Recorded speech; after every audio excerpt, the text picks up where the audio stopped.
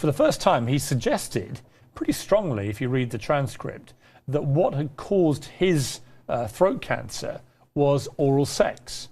He's slightly backtracked today, but if you read the transcript, that is clearly what he said. He was asked directly, could it be linked to your smoking or drinking or partying? And he said, no, this type of cancer is caused by cunnilingus, oral sex, as he said. Right.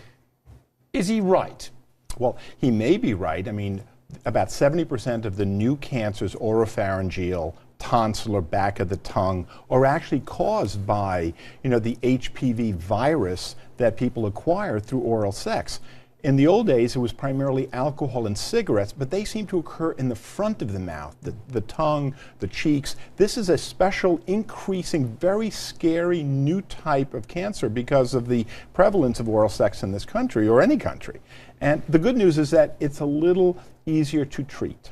Can you be vaccinated like you would anything else? Well, this is that's why this is so critically important. We have an HPV vaccine that, young women are given, and now an increasing number of young men are given to reduce the likelihood of HPV infection, which results in cervical cancer. But now there's going to be a push to determine whether or not the same vaccine will also be helpful. It's not proven yet, but it's a very strong suggestion. The problem is that sooner or later, most young people will acquire HPV infection through sexual contact.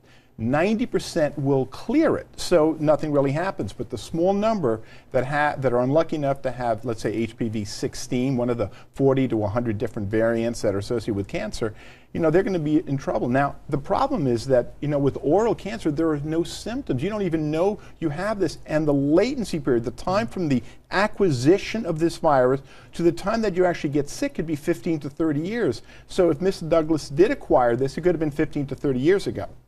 Right, I mean, that would rule out his wife, Catherine Zeta-Jones, as being potentially a carrier for this. Well, this is a real serious issue, because not only do you have to worry about who's transmitting it to you, but now a person who has an oropharyngeal cancer of the HPV type, he's potentially contagious to his spouse. Fortunately, the incidence of that transmission is very low, according to the most latest studies, which occurred about a week ago. His spokesman said Michael Douglas did not say that cunnilingus, oral sex, was the cause of his cancer. It was discussed that oral sex is a suspected cause of certain oral cancers, as doctors in the article point out, but he did not say it was the specific cause of his personal cancer. Slightly reining back there, although, as I say, if you read the transcript put out by The Guardian, I think he was a bit more direct on that. I think the point is that oral sex is not safe sex. It's safer, but it's not safe. Right. And HPV, syphilis, gonorrhea, a bunch of STDs can be transmitted that So way. actually, probably quite an important wake-up call regardless.